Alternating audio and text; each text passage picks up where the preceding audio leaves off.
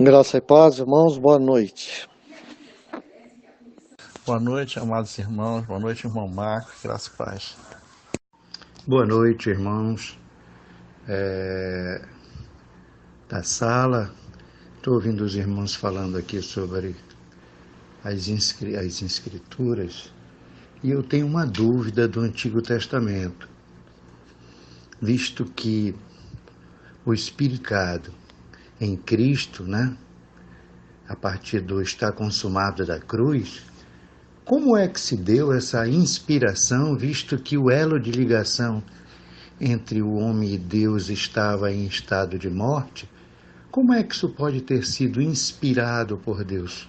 Como é que isso se deu? Boa pergunta, irmão. Então, nós temos o Velho Testamento e o Novo Testamento, né? E sabemos que, historicamente, os primeiros 5 livros da Bíblia foram escritos por Moisés, né? Então, Gênesis, os 5 primeiros, Pentateuco, né? Foram escritos por Moisés, que viveu, acredito que aproximadamente 1.200 anos antes de Cristo, né? Mas o fato do Éden tem muito mais tempo, né? Digamos assim, sei lá, talvez 3.000, 4.000 anos. Não sei como poderia calcular isso, né? Mas a escrito de Moisés foi bem 1.200 anos antes de Cristo, né? Historicamente falando, né? Então o que a gente tem de conceito, né, pelo menos misturando um pouco aí, é que no Velho Testamento havia a lei, né, a escritura da lei, né, era da lei, e quem encabeça a lei é Moisés, né, Moisés, né, ele é aquele que foi usado como revelador da lei mesmo, né, ele foi a pessoa usada por Deus, né, ou por meio do qual a lei foi revelada, né? Então Moisés, ele é a pessoa principal da lei, né? Como o escritor da lei, o revelador da lei, o que recebeu a lei, né? E que transmitiu a lei, né? Tanto é que chama lei mosaica, né? Lei de Moisés, né? Porque ele foi o interlocutor, né? Como aqui tem um nome específico, né? Ele foi como fala aí no Novo Testamento, ele foi o mediador, né? O medianeiro, né? Da lei, né? Muito bem. E dentro disso tudo, né? A gente sabe que existe a lei escrita e existe os profetas, né? As escrituras dos profetas, que eram pessoas em particular, né? Pessoas específicas, né? Que recebiam uma revelação em determinado momento, né? E apresentava aquela revelação, falava, né? Como uma revelação de Deus mesmo, né?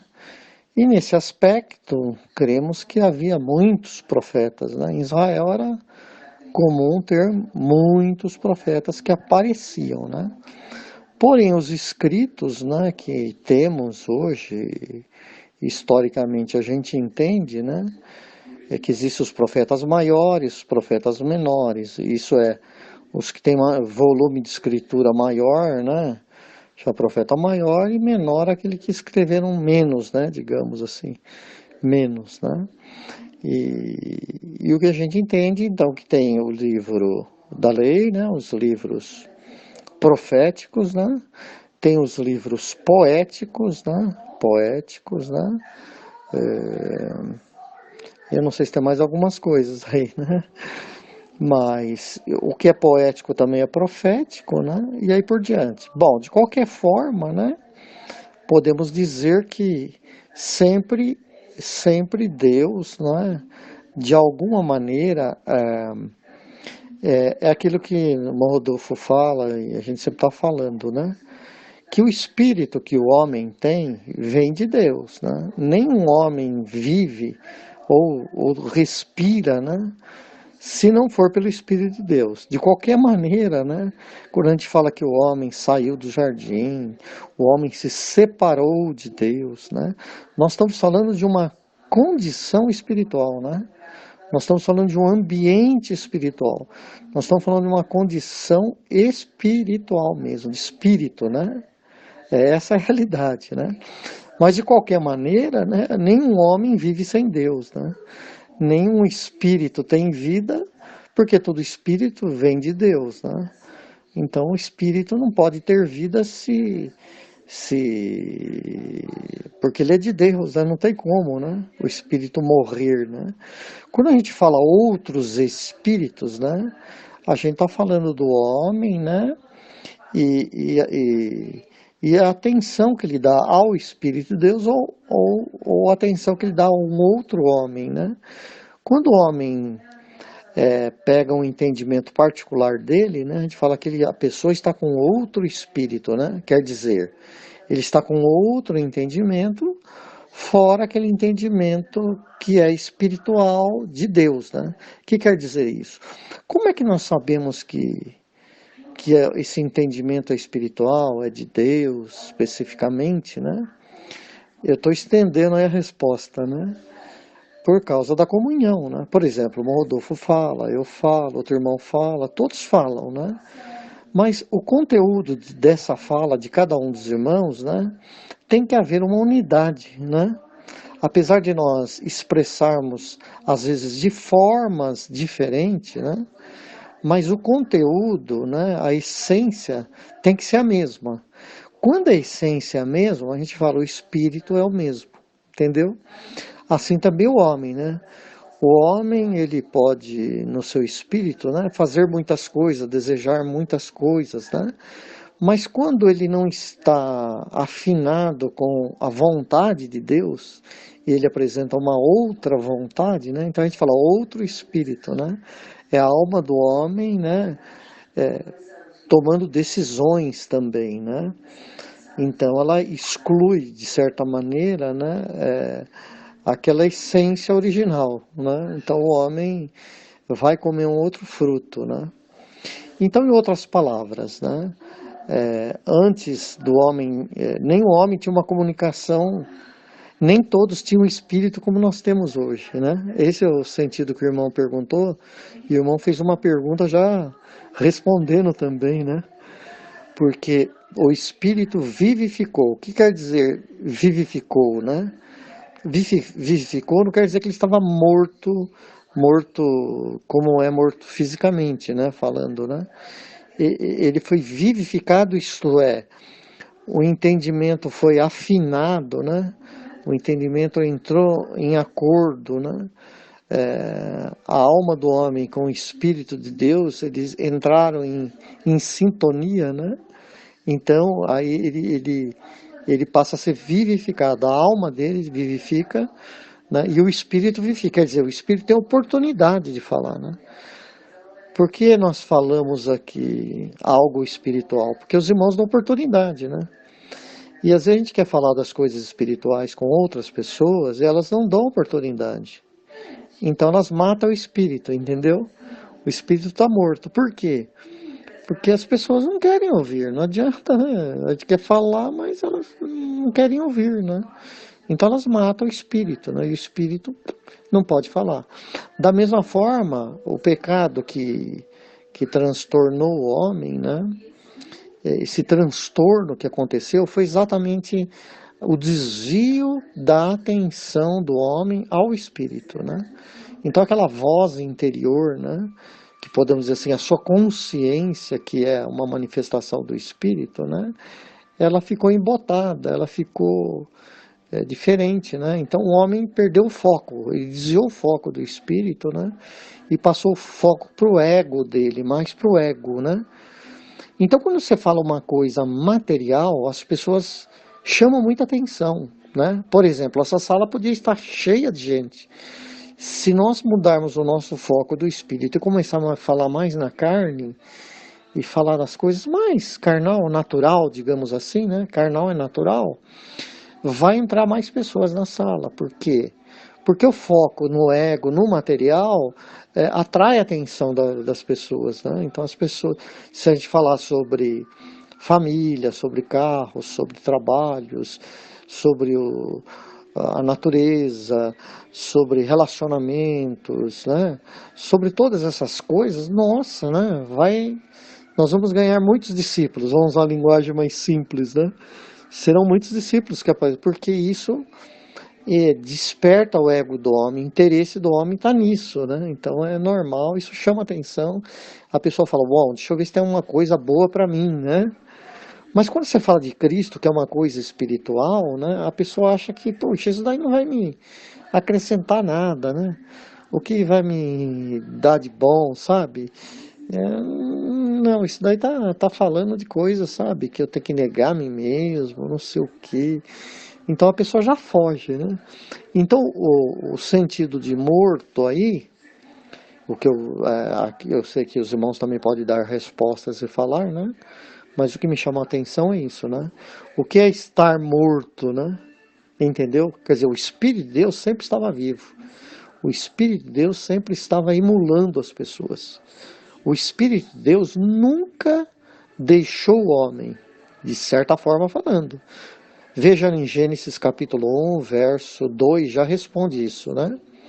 E diz, a terra era sem forma e a terra era vazia, né? Olha que interessante, a terra era sem forma. Quer dizer, olha como ficou o homem almático, né? Sua alma, né? Sem forma. Quer dizer, não tinha um entendimento definido. Ficou vazio, isto é, com quem ele iria aprender? Né? Ele não tinha uma fonte, né? Para se encher. Né? Ele então estava vazio. E cheio da água. A água realmente é a palavra, né? A água também pode ser a palavra de Deus que cobria toda a situação como uma promessa que haveria de vir, né? Então, e o final do verso 2 que é mais importante, que diz, o Espírito de Deus pairava sobre a face das águas. Observa, o Espírito de Deus estava ali sobre as águas, né? Cobrindo a terra. Então observa que a palavra de Deus nunca faltou, né? Nunca faltou o homem, né? Deus sempre falou, né? A questão é que o homem sempre rejeitou. Deus nunca deixou de falar, mas o homem sempre rejeitou. Deus falou através da consciência. Como existem os livros que nós podemos até falar nesse assunto, não sei, uma outra oportunidade, não sei se seria hoje uma oportunidade ou não, né? Mas lá no céu fala que tem muitos livros, né? E nós falamos de livro de escritura, né? E no céu tem muitos livros. Abriram-se os livros e os homens foram julgados pelas coisas que estavam escritas nos livros, né? E abriu-se o livro da vida e foi falando assim no Apocalipse, né? Então a gente costuma dizer no sentido espiritual que há 7 livros, né? 7, como há 7 dias, e 7 é o número profético, né? Então como se Deus tivesse 7 livros, né? Digamos assim. E abriu-se o livro da vida e foi visto se o nome da pessoa estava lá, né? Então, isso é algo espiritual, né? Espiritual. Então, irmão, terminando aqui a palavra que eu senti de responder, é esse final do verso 2 de Gênesis, né? O Espírito de Deus pairava sobre a face das águas. Apesar de Moisés ter escrito 1.200 anos antes de Cristo, né? Mas o fato do Éden já tinha acontecido há milhares de anos, vamos dizer uma linguagem assim, né? Há muito e muito tempo, né? Como é que Moisés sabia escrever tudo aquilo, né? Ele escreveu por uma inspiração profética, né? Ele escreveu por um espírito, né? Que veio sobre ele e o inspirou, né? A escrever desta forma, né? E é uma forma poética profética. O que quer dizer poética profética, né? Porque você não pode levar ao pé da letra o que está escrito ali. Por exemplo, o mundo foi criado em 7 dias, né? Não quer dizer 7 dias como a gente vê nos dias de hoje, exatamente, né? E aí por diante, né? Porque muita coisa que está se falando ali, né? Não quer dizer, não é um relato puramente físico, né? mas é um relato metafísico, né? É um relato espiritual e, ao mesmo tempo, com uma correlação material para que o homem tenha, assim, uma compreensão, né? Então, o espírito, muitas vezes ele fala usando parábolas, né? Muitas vezes ele fala usando uma história e muitas vezes ele fala de diversas formas, né? Para que o ser humano compreenda, né? É como nós estamos falando agora, né? Você fala, Marcos, você está falando pelo Espírito? De certa forma, sim, né? E de certa forma, o Espírito está falando usando coisas naturais, né? Interessante, né? Usando coisas naturais para comparar as coisas espirituais e a gente tem um ponto medianeiro, né? Então Moisés e a lei, né, mostram uma mediação entre a graça, né, entre a graça de Deus e a dureza e o pecado do homem, né? A lei entra como uma mediação, até que a graça vem, né, e elimina o mediador, né, e estabelece a realidade dos fatos, né? Que é a graça. A graça é a realidade, né? A lei era apenas uma mediadora, né? Bem, então voltando ao foco da pergunta do irmão, né? Ao foco, né? O foco da pergunta é esta, né? Ora, se Cristo que veio e vivificou na cruz, como é que aqueles homens estariam vivificados, né? Para poder falar a palavra de Deus ou revelar alguma coisa espiritual, né? Então, outra resposta que eu poderia dar aos irmãos também, né, é que a graça, apesar dela ter se manifestado por meio do Senhor Jesus na terra, mas a graça já existia antes da criação do mundo. Então, a graça é mais velha, vamos usar uma linguagem mais simples, a graça é mais velha do que o pecado. A graça é mais velha do que o pecado. Assim, mostra que a graça já operava antes da fundação do mundo. Por isso que aparece um outro texto, né, escrito que ele foi morto antes da fundação do mundo. Observou? Morto antes da fundação do mundo. Então a graça se manifestou, né, de diversas formas lá no Velho Testamento, né? Em Abraão, Isaac, Jacó e muita gente, né? A graça se manifestou, né? Porém, não da forma abundante, superabundante, como ela se manifestou por meio de Cristo. Ok, irmãos? Desculpe aí a ser longo, né? Câmbio. Eu vejo que realmente não é possível a gente nunca dar uma resposta direta, né? Porque quando a gente dá uma resposta direta, reta, é o homem que está respondendo, né? O homem tem o hábito, né, de responder tudo na sua ânima, né? E a resposta do homem, da ânima, é de bate-pronto, né? Indagado se informou o quê? Inquérito policial militar. É uma coisa assim, nesse no quartel tem muito, né? Então, havia esse tipo de situação. E quando a gente responde no espírito, né, é preciso a gente mastigar a palavra da pergunta que a pessoa fez, para que o entendimento ele vá fluindo de dentro para fora, não é verdade? E isso é estar no espírito, né? Esse conceito é importante de ressaltar para os irmãos, né? É importante isso. Mas voltando ao foco da pergunta, eu não tenho muito a acrescentar, não. Eu acho que o irmão respondeu tudo, né? Mas eu vejo também dessa maneira, quer dizer, a graça, ela já estava manifesta muito tempo antes, né? Abraão foi salvo por quê? Foi salvo pela graça, né? Por crer, né? Abraão foi salvo pelo crer, exatamente como nós, né? Nós, quando entendemos a graça, nós estamos, entre aspas, salvos, né? Mesmo Cristo já tendo morrido por todos nós, o que já era uma condição de, vamos dizer assim, sem a qual não existiria a graça abundante nos dias de hoje, né? Porque ele morreu justamente para que o perdão fosse liberado. Quer dizer, essa condição ela é preponderante para tudo. Mas Abraão lá já creu, né? Ele creu lá no passado, né? Quando ele disse, o Senhor proverá cordeiro, né? Quando ele disse que o Senhor proverá cordeiro para o filho dele, ele estava já se referindo a essa condição de hoje. Ou seja, é Deus que manifesta a graça, é Deus que manifesta o sacrifício, é Deus que manifesta a reconciliação. Por isso é que a gente, respondendo aquelas perguntas anteriores que foram feitas, né? Como é que Deus fazia a reconciliação, se o homem tinha que acrescentar, tinha que fazer alguma coisa? Não, o homem não precisa fazer nada. Deus fez tudo. O homem basta crer. Né? Então, quando o homem crê, essa é a condição sine qua non, né? É a condição sem a qual não é possível, diferente dessa, não é possível chegar ao reino de Deus. É o não crer, né? O não crer não entra no reino, né? O não crer não entra. Então, o que a gente vê é a maior parte das pessoas fora do reino de Deus, embora se achando salvas dentro das religiões. Por quê? Porque elas não têm o reino em si.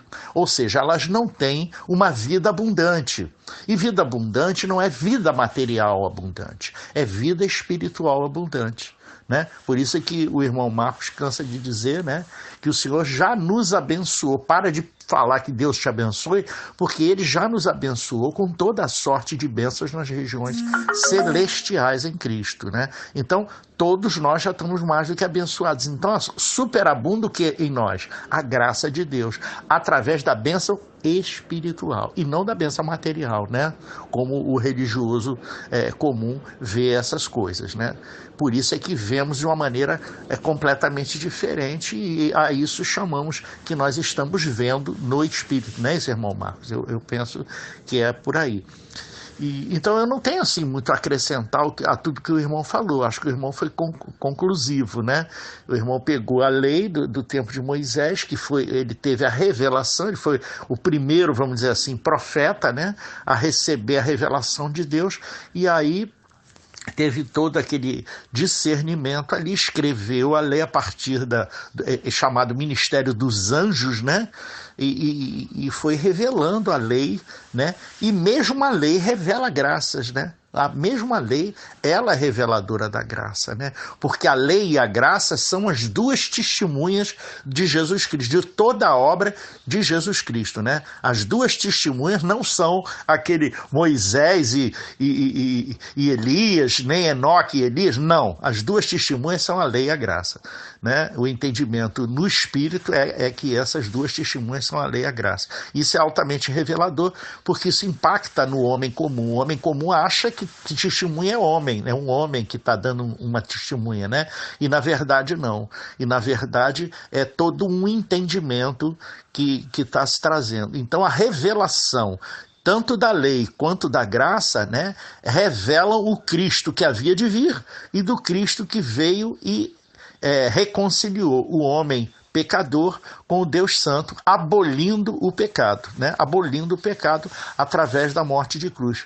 Na verdade, Cristo morreu a nossa morte, por isso não somos pecadores e nem carentes da glória de Deus. Nos fazemos carentes da glória de Deus quando fechamos os nossos ouvidos, né? Fazemos ouvidos moucos à palavra que flui, que sempre fluiu, né? O Espírito continua pairando sobre a face das águas, como disse o irmão. Então é preciso ter olhos para ver e ouvidos para ouvir o que esse Espírito diz à igreja. E os irmãos não têm olhos para ver e nem ouvidos para ouvir, porque não creram. Só até aí.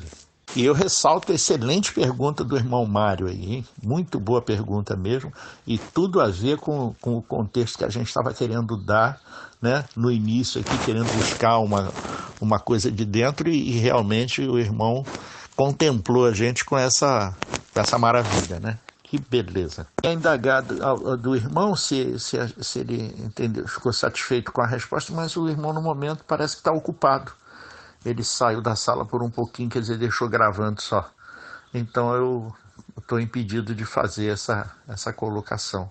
Mas se o irmão tiver alguma coisa a acrescentar depois, a mesa do Cordeiro, ou seja, a igreja do Cristo, ela está aberta 24 horas por dia, né? E a gente entrando na sala, a gente deixando o nosso zelo ligado, a gente está sempre dentro da igreja, né? Que é aqui a nossa mesa do Cordeiro. Amém?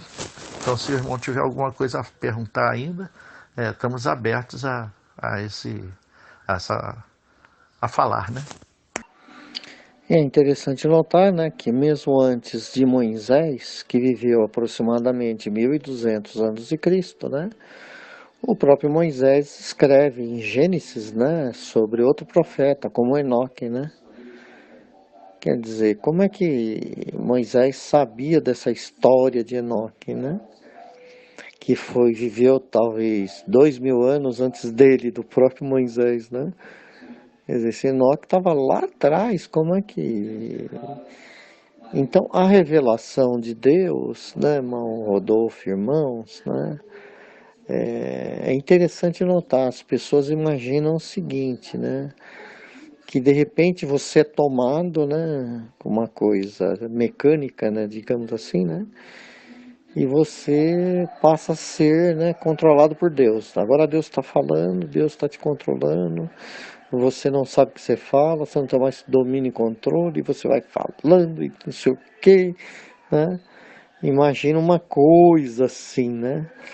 Em outras palavras, né, se a gente quer fazer assim uma imagem do que seria o profeta do Velho Testamento, né? Não é uma imagem de um homem pulando, saltando e gritando. Não, a imagem mais correta, né, seria de um homem sentado na mesa, né, com papel e uma caneta na mão, né, escrevendo uma mensagem que lhe sobrevia no espírito, né. Essa seria uma imagem, digamos assim, mais correta, né. Um homem sentado à mesa, né, com uma caneta, um papel, uma pena, né, e ali registrando aquilo que lhe vinha no espírito, né, da parte de Deus, e pronto, registrando aquilo e estando pronto para levar ou verbalmente, né, aquilo e deixar registrado, né. Então vamos dizer, profetas que deixaram registro escrito e outros que talvez não usaram, né, escrito, né, não escreveram, né, apenas falaram verbalmente, né. Então, toda essa história que Moisés tinha, né, irmãos, ela tinha sido comunicada entre os profetas, né. Então, em outras palavras, né, eu falo algo espiritual para o irmão Rodolfo, revelado pelo Espírito. O irmão Rodolfo recebe isso e Deus lhe acrescenta muito mais e ele transmite isso para outro irmão. E o outro irmão também recebe e recebe mais e transmite ao outro. De maneira que Cristo, ele é corporativo, né? Cristo não é uma pessoa em particular, né? Digamos assim, né? Porque nós entramos no corpo. Então tem muitos irmãos no mesmo corpo, né? Interessante isso, né, irmãos? Alguém imagina Cristo sozinho, né? Mais ninguém. O Cristo está ali e os irmãos estão todos aqui. Cristo está de um lado da mesa e do outro lado da mesa estão todos os irmãos. É interessante, né?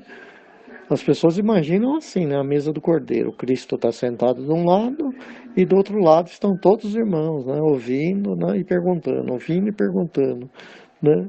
Não é exatamente esse o sentido, né, da imagem, né?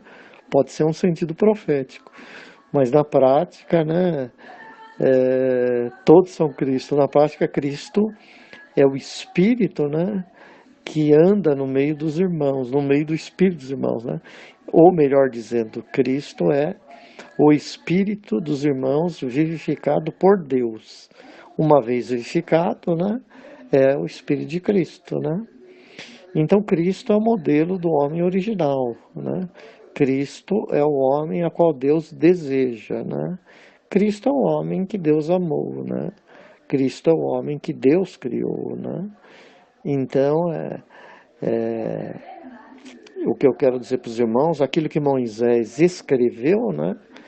Provavelmente outros profetas também no passado escreveram, né? mas não tiveram uma obra assim divulgada de uma maneira nacional, né? De uma maneira espetacular, como na revelação da lei, né? Ali na lei realmente foram 10 mandamentos, né?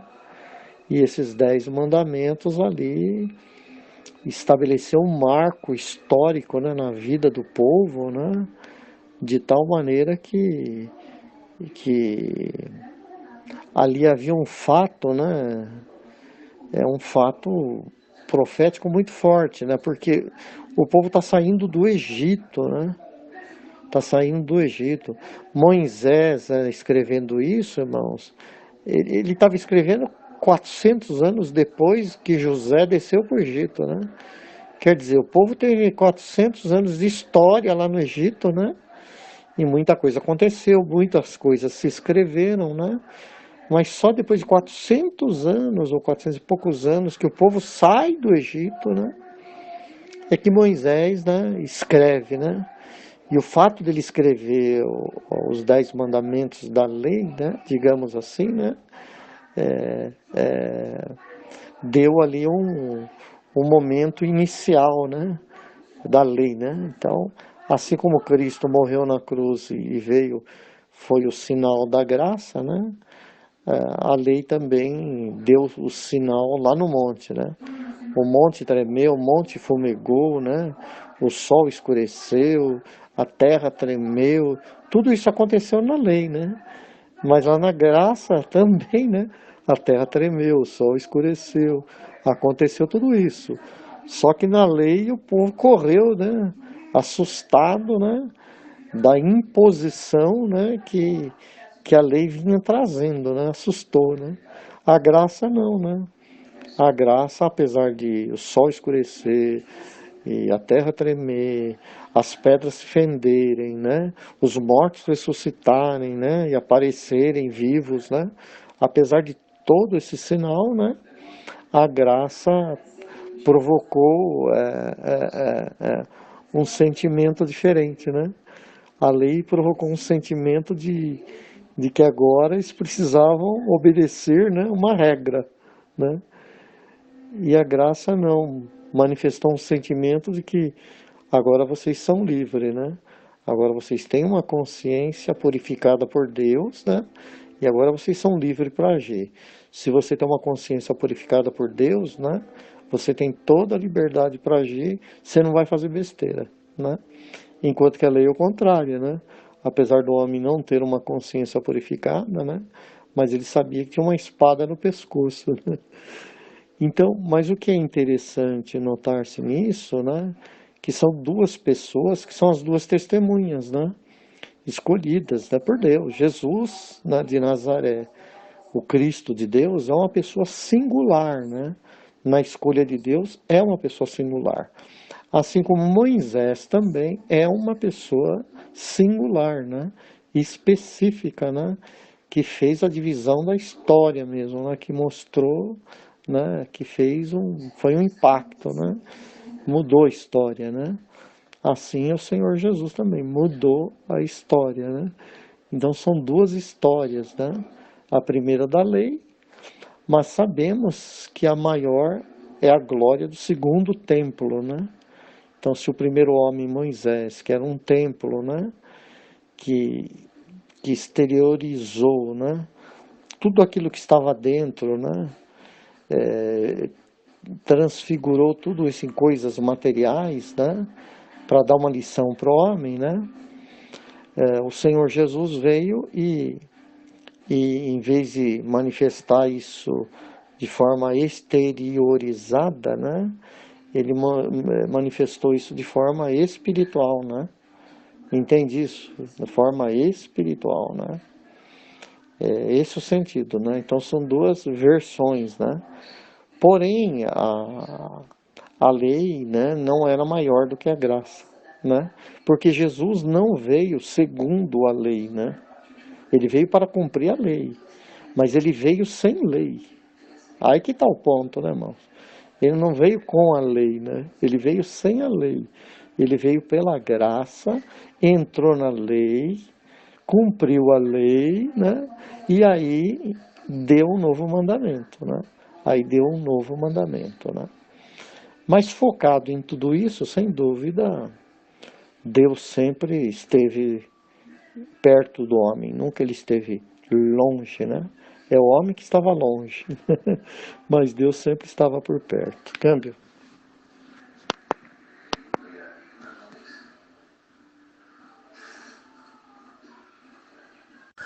Eu vou falar novamente, então, porque não ficou o registro, né?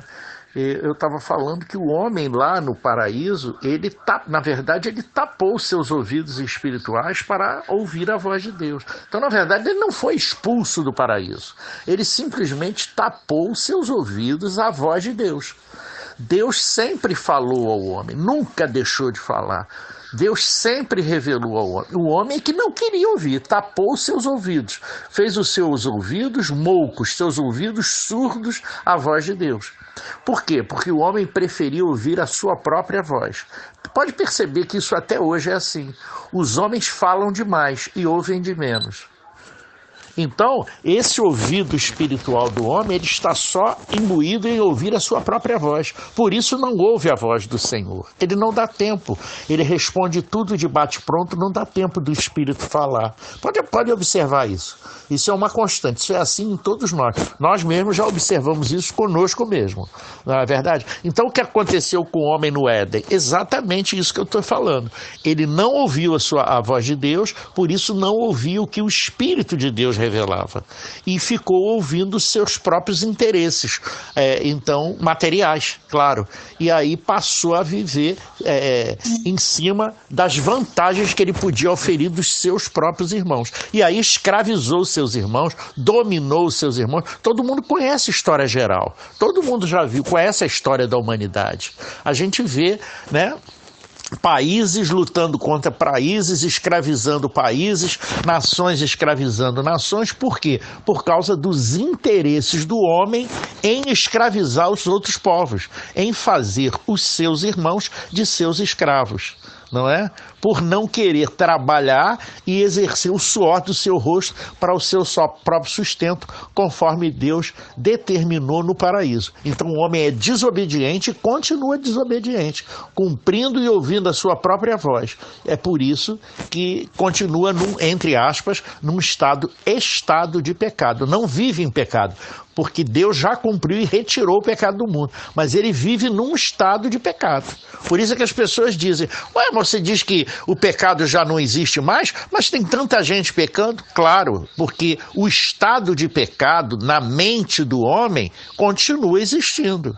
O homem só se liberta do pecado e passa a agir como Cristo a partir do momento que obtém o perdão de Deus, entendendo isso, fazendo a morte de cruz no espírito e na mente, e aí sim, mudando o foco da sua mentalidade. Quando o homem muda o foco da sua mentalidade, ele nasce de novo e passa a olhar para os seus irmãos como seus irmãos, e não como os outros.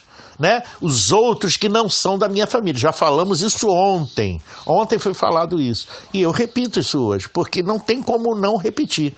O homem não olha para o seu semelhante como um irmão. É hipócrita. Diz que o outro é irmão, mas não age como tal. Porque se ele é meu irmão, ele é da minha família. Eu falei isso ontem, estou falando de novo hoje. Então há uma hipocrisia, inclusive dentro das religiões, do sistema religioso. Fulano é meu irmão, mas não age como um irmão. Ele não age. Parece que irmão é como se fosse assim um clube. Então todo mundo que está naquele clube é meu irmão. Então todo mundo que está na minha igreja é meu irmão. Mas não é assim, isso é hipocrisia, tá certo? Isso é hipocrisia, porque realmente não age como irmão. Ele não pertence à sua família. Ou seja, da minha família é papai, mamãe, meus filhos, meus sobrinhos, meus tios, né? Esses são da minha família. Os outros são os outros, percebe? Quando na verdade a família é a família de Deus. E todos nós somos irmãos. Então todos pertencemos à família de Deus. E eu não vou querer mal ao meu outro semelhante que mora ali na casa ao lado. Percebe? É simples assim. Isso é metanoia. Isso é mudar a mentalidade. Enquanto não mudar a mentalidade, não nasceu do Espírito. É simples assim. Perfeito, Rodolfo, entendi aqui. Mas eu acho que a sala foi muito proveitosa, viu, irmão? Acho que respondeu bastante, não só o que o irmão Mário perguntou, e foi além, né? Porque falou bastante das duas testemunhas, né? Nós voltamos ao Éden e demos uma... Eu sempre que eu posso, sabe, irmão, eu procuro esmiuçar um pouco melhor essa questão do novo nascimento, porque os irmãos não têm a menor noção. Enquanto não estão no espírito, eles não têm noção de como é que chega nisso, né? E realmente é de difícil entendimento para quem está fora, né? Falar de uma coisa de quem está dentro, né? É uma coisa complicada. Está fora da cidade, é difícil você falar das coisas que estão acontecendo dentro da cidade. Se você está fora da cidade, como é que você vai falar de uma coisa que está lá dentro, acontecendo no bairro X, no bairro Y, né? Não sabe, não tem condição. Eu penso que com isso nós estamos satisfeitos os nossos espíritos e concluímos a mesa do Cordeiro hoje, desejando a graça e a paz de nosso Senhor Jesus Cristo com o espírito de todos os irmãos, nesse dia 24 de outubro de 2017, na mesa do Cordeiro, muito além do véu. Graça e paz seja com o espírito de todos os irmãos. Amém.